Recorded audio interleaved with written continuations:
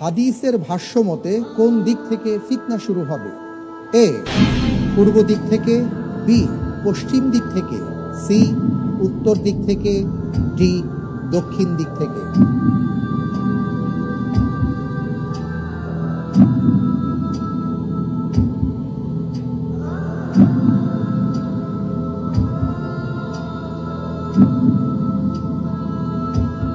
ইনশাআল্লাহ আমি আল্লাহ সুবহানাহু ওয়া তাআলার উপর ভরসা করে উত্তর হিসেবে বেছে নিচ্ছি এ, পূর্ব দিক থেকে। এ, পূর্ব দিক থেকে লক করে দিব। ইনশাআল্লাহ। ঠিক আছে, ইনশাআল্লাহ। লক করে দেওয়া হোক এ, পূর্ব দিক থেকে।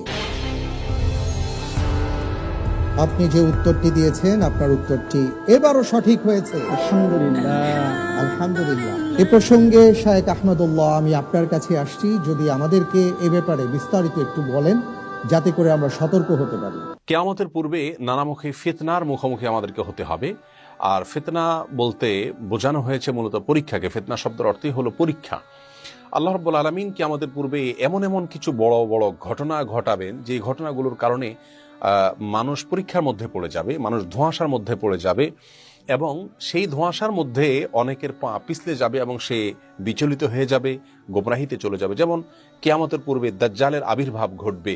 দাজ্জালকে অনেকে আল্লাহ মনে করে বসে থাকবে আলাইয়াজবিল্লাহ, এবং তাকে রব হিসাবে যখন স্বীকার করবে, প্রভু হিসাবে যখন মেনে নিবে, তখন সে কাফের হয়ে যাবে।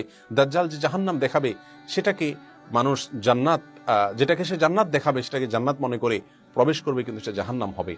আল্লাহ রাব্বুল আলামিনের অস্তিত্ব সম্পর্কে যে ব্যক্তি জানবে, আল্লাহ সম্পর্কে ইলম যার অর্জন হবে, আল্লাহর গুণাবলী যে জানবে, তাওহীদ যার ভিতরে সুদৃঢ় থাকবে, সে দাজ্জালের ফিতনা থেকে বেঁচে থাকতে পারবে। এছাড়া কিয়ামতের পূর্বে এই জাতীয় বড় বড় আরো অনেক ফিতনা দেখা দিবে। এই সমস্ত ফিতনা থেকে বাঁচার জন্য আমাদেরকে নবী সাল্লাল্লাহু আলাইহি ওয়াসাল্লাম অনেক আমল শিক্ষা দিয়েছেন। ফিতনার অব্যাহত ধারা বোঝাতে গিয়ে নবী সাল্লাল্লাহু আলাইহি ওয়াসাল্লাম বলেছেন, কাওয়াকাইল মাতর, বৃষ্টির ফোঁটা যেরকম একটার পর একটা অনবরত পড়তে থাকে, এরকম বৃষ্টির ফোঁটার মতোই ফিতনা অনবরত পড়তে থাকবে। কাওয়াকাইল লাইলিল মুজলিম, অন্য হাদিসে আসছে নবী সাল্লাল্লাহু আলাইহি ওয়াসাল্লাম বলেছেন যে অন্ধকার রাতের, গুটগুটে অন্ধকার রাতের মধ্যে যেরকম মানুষ দিক বিদিক ঘুরতে থাকে, কোন দিকে যাবে, কোন দিকে পথ আসে খুঁজে পায় না, ঠিক তেমনি ভাবে কিয়ামতের আগে এরকম ভাবে ফিতনা পতিত হতে থাকবে যে কোনটা করে মানুষ জানতে পারবে না এবং বেশিরভাগ মানুষ ভুল পথে যেতে থাকবে। তো এরকম ফিতনাগুলো কিয়ামতের আগে অনেক ঘটবে। সেজন্য বিভিন্ন হাদিস গ্রন্থে মুহাদ্দিসিন ইকরাম আবওয়াবুল ফিতান বা কিতাবুল ফিতান বলতে একটা অধ্যায় রেখেছেন কিয়ামতের পূর্বে এই সমস্ত ধোঁয়াশাচ্ছন্ন পরিবেশগুলো কি কি হতে পারে। এই সমস্ত ফিতনাগুলো থেকে বাঁচার জন্য নবী সাল্লাল্লাহু আলাইহি ওয়াসাল্লাম দোয়া শিক্ষা দিয়েছেন, আল্লাহুম্মা ইন্না নাউযু বিকা মিনাল ফিতানি মা যাহারা মিনহা ওয়া বাতান। আল্লাহ প্রকাশ্য সব ধরনের ফিতনা থেকে আপনার কাছে পানা চাই। বিশেষ করে কিয়ামতের পূর্বে ফিতনা সমূহ থেকে বাঁচার জন্য নবী সাল্লাল্লাহু আলাইহি ওয়াসাল্লাম সূরা কাহাফের প্রথম 10টি আয়াত মুখস্থ রাখবার জন্য বলেছেন। সেগুলো বারবার করে পড়া এবং সেগুলোকে হিফজ করা, ইয়াদ রাখা, এর মাধ্যমে আল্লাহ রাব্বুল আলামিন কিয়ামতের পূর্বের ফিতনা থেকে আমাদেরকে হেফাজত রাখবেন। এবং সালাতের শেষ বৈঠকেও নবী সাল্লাল্লাহু আলাইহি ওয়াসাল্লাম একটি দোয়া শিক্ষা দিয়েছেন, আল্লাহুম্মা ইন্নী আউযু বিকা মিন আযাবিল কবরি ওয়া আযাবিন নার ওয়া আউযু বিকা মিন ফিতনাতিল মাহইয়া ওয়াল মামাত ওয়া আউযু বিকা মিন ফিতনাতিল মাসিহিদ দাজ্জাল। আল্লাহ দাজ্জালের ফিতনা থেকে এবং জীবন এবং মরণের ফিতনা থেকে আপনার কাছে পানাহ চাই। এই আমলগুলো যদি আমরা নিয়মিত করি, সূরা কাহাফের প্রথম 10টি আয়াত, তারপরে যে সালাতের শেষ বৈঠকের এই পাঠ্য দোয়া, এগুলো এবং সাধারণভাবে আল্লাহর কাছে ফিতনা থেকে আমরা বাঁচার জন্য দোয়া করি এবং আমরা আমাদের তাওহীদকে যদি মজবুত রাখতে পারি, সুন্নাহর উপর অটল থাকতে পারি, তাহলে ইনশাআল্লাহ জাতীয় ফিতনা থেকে আমরা বেঁচে থাকতে পারবো। আলোচ্য হাদিসে নবী সাল্লাল্লাহু আলাইহি ওয়াসাল্লাম মদিনায় বসে বলেছেন যে নাজদের দিক থেকে ফিতনা পতিত হবে, ফিতনা দেখা দেবে। বিভিন্ন হাদিসে স্পষ্ট দেখা আছে নবী সাল্লাল্লাহু আলাইহি ওয়াসাল্লাম পূর্ব দিকের কথা বলেছেন। আর মদিনা থেকে পূর্ব দিকে নাজদ বলতে ইরাককে বোঝানো হয়, যেটি হাফেজ ইবনে হাজার আসকালানী রাহমাতুল্লাহি আলাইহি সহ বিশ্ববিখ্যাত বড় মুহাদ্দিসিন ইকরাম ব্যাখ্যা হিসেবে উল্লেখ করেছেন।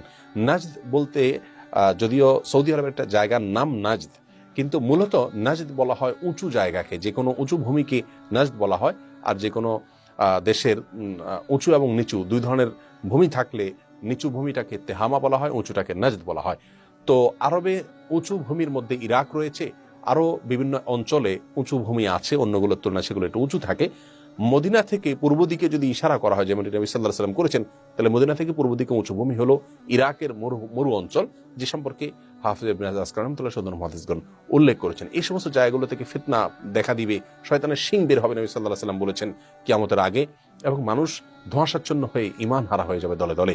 পূর্ব দিক থেকে ফিতনা দেখা দিবে, অর্থাৎ মদিনা মক্কা থেকে পূর্ব দিকে থেকে ফিতনা আসবে, এর মানে এই না যে পূর্ব দিকের মানুষ খারাপ হবে বা তারা সবাই খারাপ, সেখান থেকে ফিতনা বের হবে। অতএব সবাইকে সাবধান হতে হবে, বিশেষ করে পূর্ব দিকে যাদের অবস্থান তাদেরকে আরো বেশি সাবধান থাকতে হবে কিয়ামতের পূর্বে।